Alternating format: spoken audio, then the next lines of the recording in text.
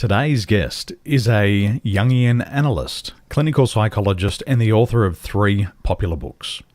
Over the past 30 years, she has impacted thousands of people globally in live events and workshops. Today, she's going to share with you new insights, ideas, and information on absent fathers. Please help me welcome Dr. Susan Schwartz. Welcome.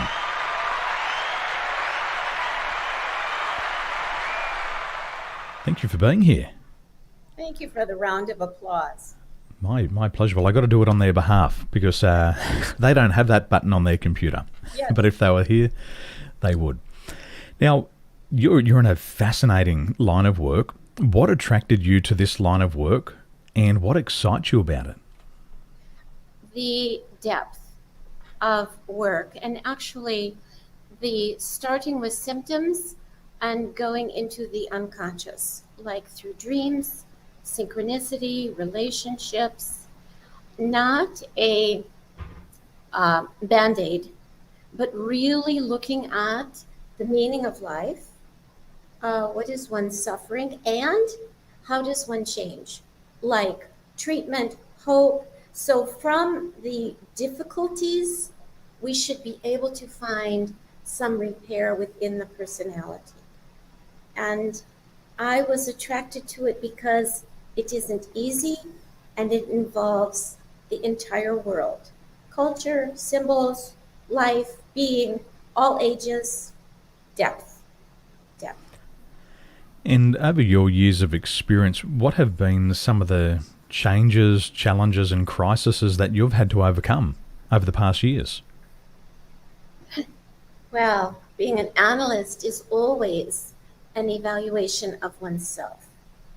How one is, what you miss, what you don't miss, how you feel, how you integrate the tension, how you work with it, who you can help and who you can't, and why you can't help it, that person. So it's really a coming up against yourself all the time with others. So it's a very relational process that I don't think should be easy. And it isn't. I like the word process. My mentor, he wrote a book once and it was called Success is a Journey. So Susan might be having a couple of challenges there with her StreamYard today, but we shall continue. When Susan comes back, what we're going to do is we're going to talk about her latest book, which is titled The Absent Father Effect. Okay, welcome back. Yes, I'm sorry again. I'm learning to adapt to change in this new world.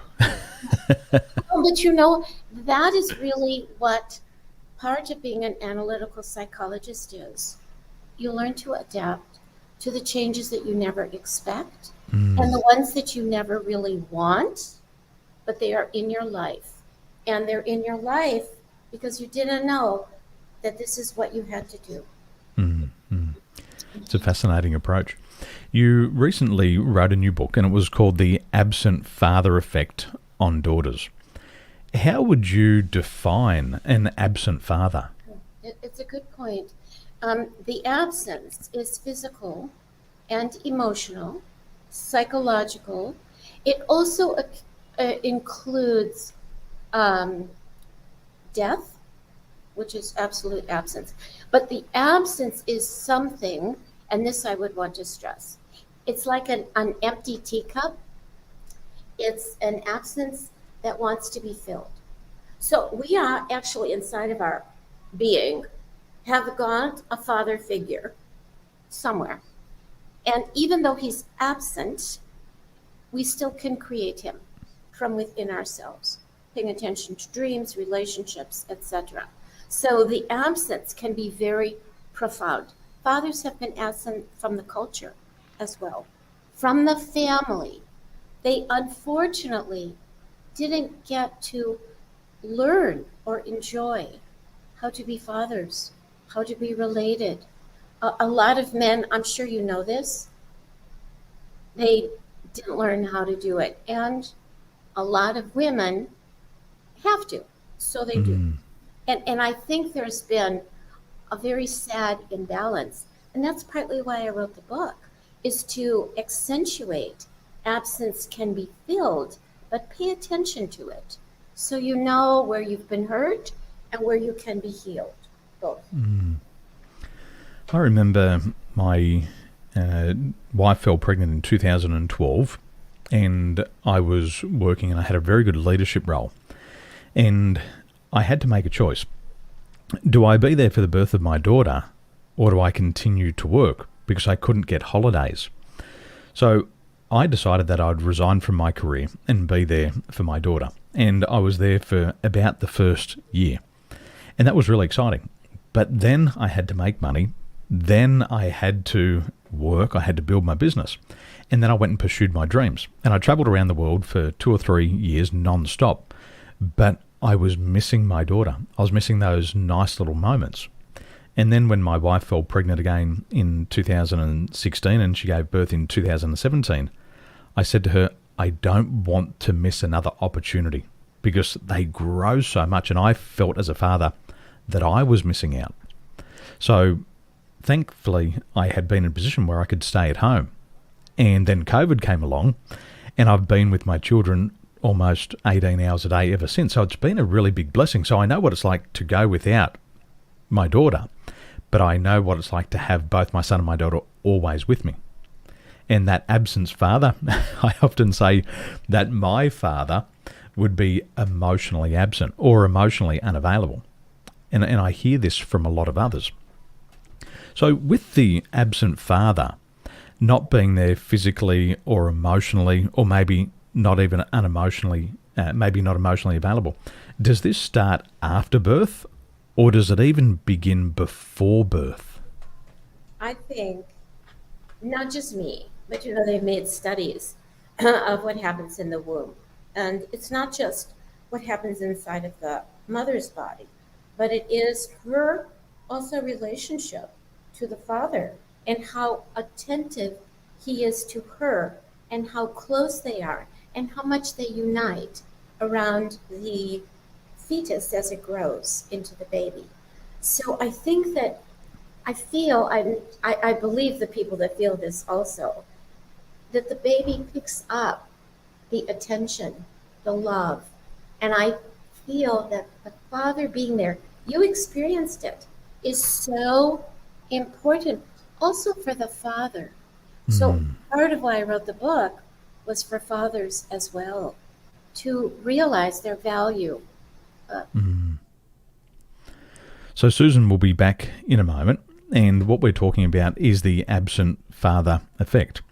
And just to recap on what Susan's saying here is that the father has a role both after birth but before birth.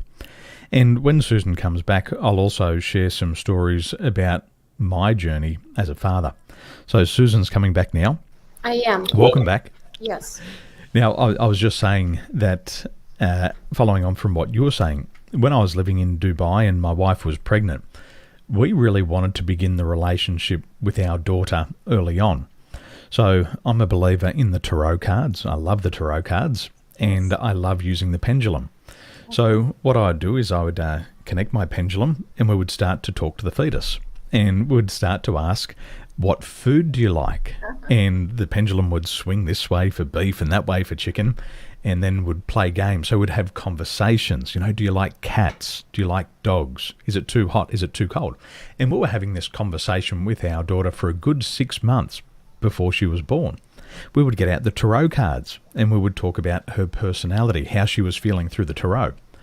And once my daughter was born, my wife and I felt that we just weren't connected from that moment of birth, but we felt we had that relationship that had already existed.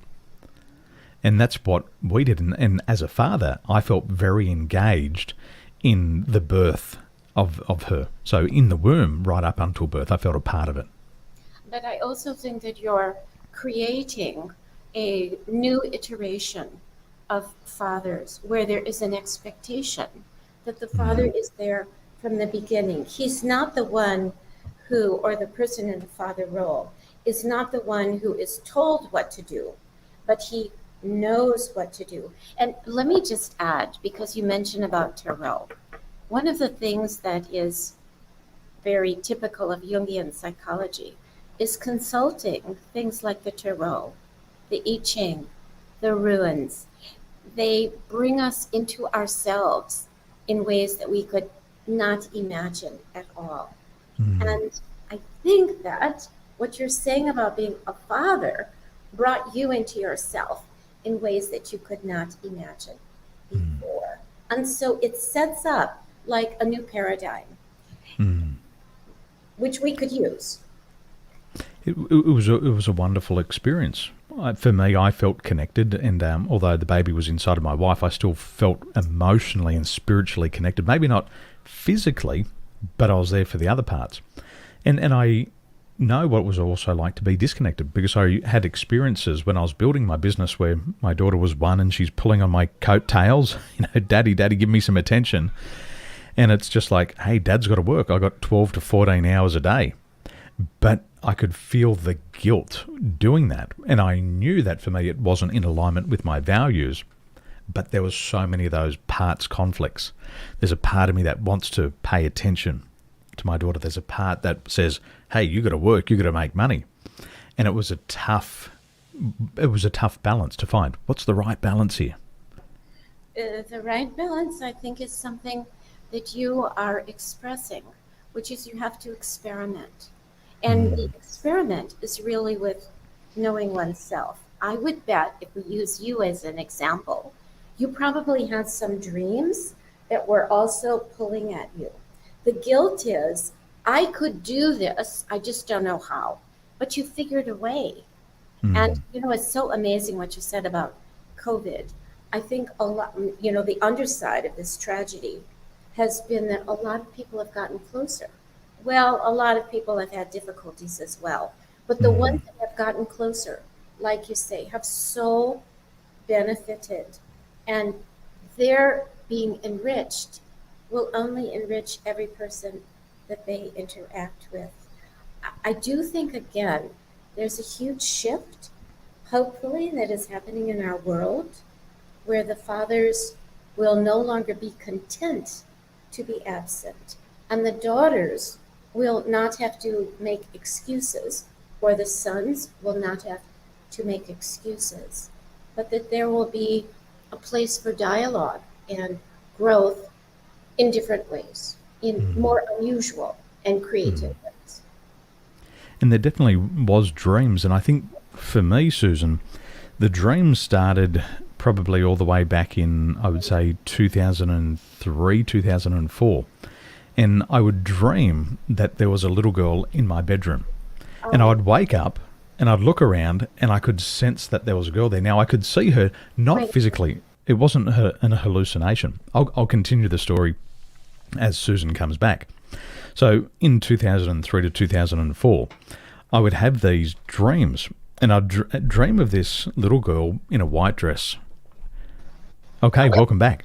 Now, I was saying I was having dreams back in 2003 and 2004, and I'd dream of this little girl playing in my bedroom. She'd be in there in a white dress playing with a ball, and I would open my eyes. I wasn't hallucinating, but I could see the spirit there.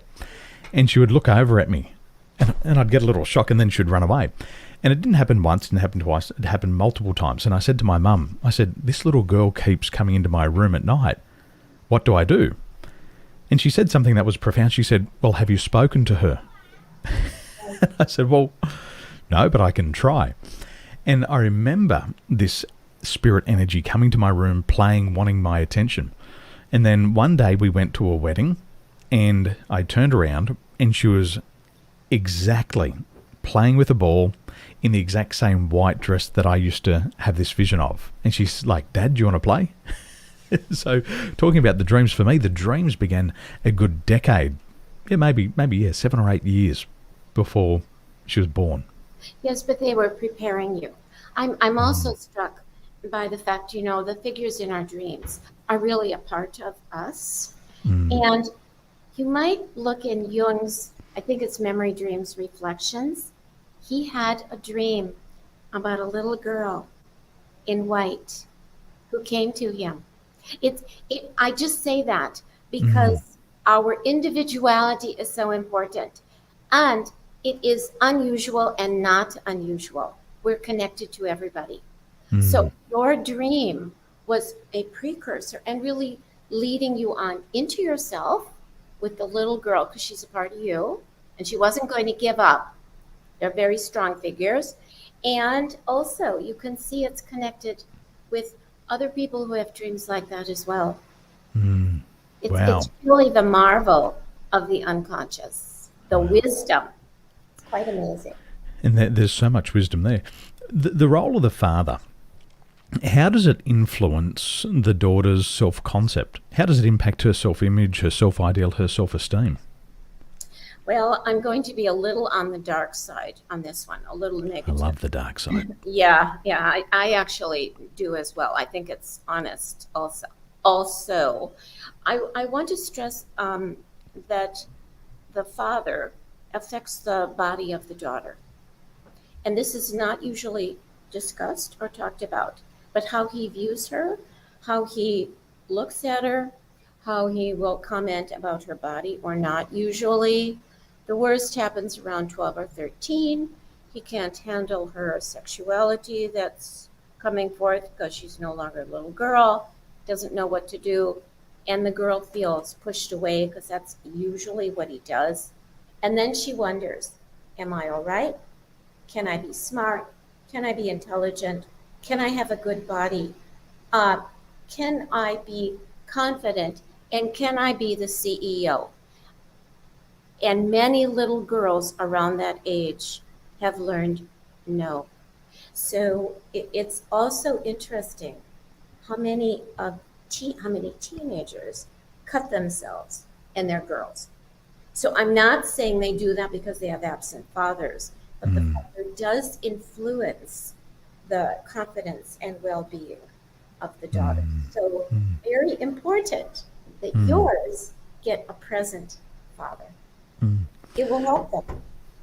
Remaining on that dark side, what type of painful memories do daughters tend to have in relation to their fathers? Usually, and I'm being kind of general about this, but oftentimes the father was there when the little girl was maybe up till about 3. Then he left. They got divorced. He moved away. Something happened. And she searches for him. And she wants to find him. And oftentimes when she does, she's incredibly disappointed. And it sets her up for lack of self, and it sets her up for poor relationships. Poor in the sense of she might do too much, she might overcompensate, and again, quite poor self-esteem. I remember when my grandfather passed away, my mum must have been around about age 55, and she said, I never felt like I had ever grown up until the grandfather passed away, which was my grandfather. So we'll wait till Susan comes back. Our apologies about StreamYard today. There must be something disconnecting on the World Wide Web. So where we're up to in the conversation is we're talking about these painful memories that daughters have. So, Susan, my mum said at age 55, she felt that she never had grown up until her father actually passed away. And he would have been definitely one of those absent fathers, both physically, because he went away to war, emotionally, because he wouldn't demonstrate emotions other than there was a lot of anger there. But she never felt that she had grown up. And I've heard that firsthand from mum. Yes. Let me add, there's a term in Jungian psychology called puella, and it means eternal girl. And that's what your mother is describing. She never could feel solid, like a solid stance, shaky kind of, and not really mature, whatever that means. And that's not by age, it's by solidity of self. And it does set up, when you feel a little girl, and you're really not, one is very insecure. There is one other thing that you said I just wanted to go back to, because it's quite prevalent, and that is the father who comes back from war, and he's no more present And in fact, he is more absent because he's emotionally having a hard time. He doesn't know how to take care of it. And he's very, very, very absent. And that's what the anger is. There's an internal frustration because he doesn't know how to relate his feelings. And then the daughter of any age will feel dismissed. I think that's a bit of what your mother might have been referring to as well. So the you mentioned Puella. Is that the correct pronunciation? Yes, it is. Yes. And it's, what was it again? It was the absence of. Well, the Puella is one remains a girl. One So remains it's a like girl. the eternal child. The eternal girl. You can see it with people who are always wanting to look younger, thinner. Not that one shouldn't look young or shouldn't be in shape, but there's an intensity of younger, thinner, this. And it really is based on whatever age or look one is, it's not good enough. And this youth culture that, because I'm in the United States, is very promoted, tends to dismiss anybody who is not, I don't know, 20, I guess. I'm being extreme, but yeah. So girls and women often have beliefs that disempower them. Beliefs like, I'm not good enough, I'm not worthy enough, I'm not valuable enough. How are these beliefs connected to the absent father? And as fathers, can we have an impact on this so our daughters aren't constrained by these limiting beliefs? Yes, well, culturally, the beliefs are there as well. But what fathers can do is support their daughters in their interests, in their particular style, in their choice of whatever, and in their honesty. I don't like this because of that. How do you feel about it? What is going on? I see that you love soccer. How can we encourage you in that? I see that you do great in math. Do you need some extra math? Can you, this kind of active support and active guidance, not a disciplinarian, but not somebody who just lets everything go either. It's a fine line. The support of the father is so important because then the daughter realizes she's worth something, which of course she is. But culturally, oftentimes, she learns, again, by the age of about 12 or 13, that she's not. So many girls give up at that age. It's quite amazing. Well, I'm going to tick one of those boxes and say, okay, I'm heading in the right direction as a father. My daughter loves art. And I ask her, baby, what do you want to do when you grow up? She says, I want to be an artist. And I say to her, well, do you need more paper? Do you need more pens? Do you need more paint? Do you need more art lessons? And we have supported her in her journey of art. And she's becoming a very talented artist. And I want her to enjoy what she's doing because I know in our society here, academia is rewarded. Grades are rewarded. And oftentimes the arts are not awarded. And people say, you can't make money being an artist. You can't make money being a musician. But what we want for her is to pursue her passion. And if right now her passion is art, then we want to support that 100%. And if it changes later on, we'll then support her with the next change. Because I believe that her happiness and her peace of mind is of utmost importance. I agree with you. And you mentioned several things. One is one's passion. So if you have a present father in the right emotionally connected way, the passion of the daughter will have a place. It will be acknowledged. It will be, put out there. And one's own individual path will be able to be forged. And again, there are a lot of female artists, but not more than male. So it's something that really is, what should I say, kind of a breakthrough. And we would hope that daughters just get to break through wherever they want with passion, because that's how you do it. The passion is mirrored back to the daughter. It's lovely to see that passion in the children. And my boy, he's a maths genius and he loves maths. And his desires are different. And so we say to him, do you want maths lessons? Do you want more maths books? Do you want to watch more maths videos? And you can see that he comes to life. He does his numbers, he does his algorithms, and he's alive.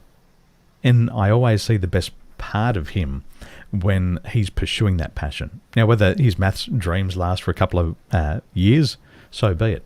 But whilst he's got that on top of his mind, we want to support that as parents.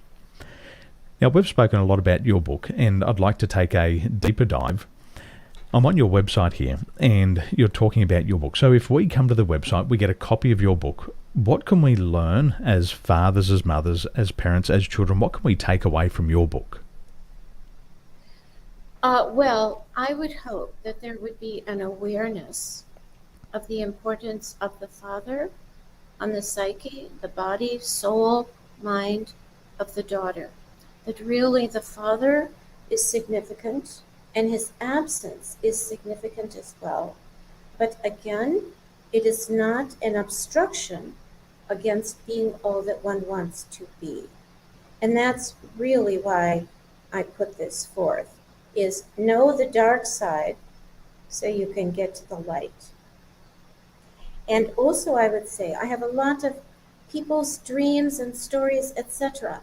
But we learn from other people and we learn from the journeys that they have been on. And it makes the concepts that are in the book more understandable because they become humanized through the stories and dreams of people.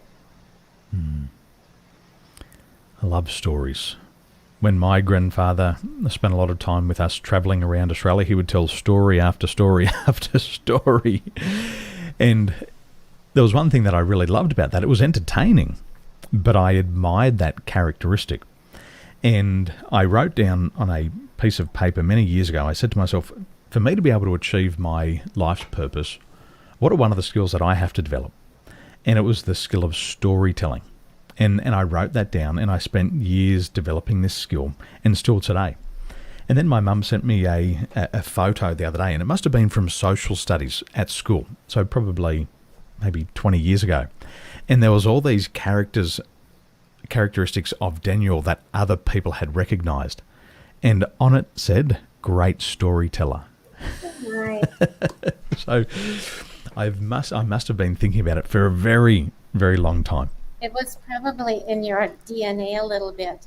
But when you talk about the stories, one of the beauties to me about Jungian psychology is the use of fairy tales, mythology, stories, people's stories. There's stories when they come into my office, stories about their father, but also stories of fairy tales and myths, movies, literature, all great stories of our psychological self.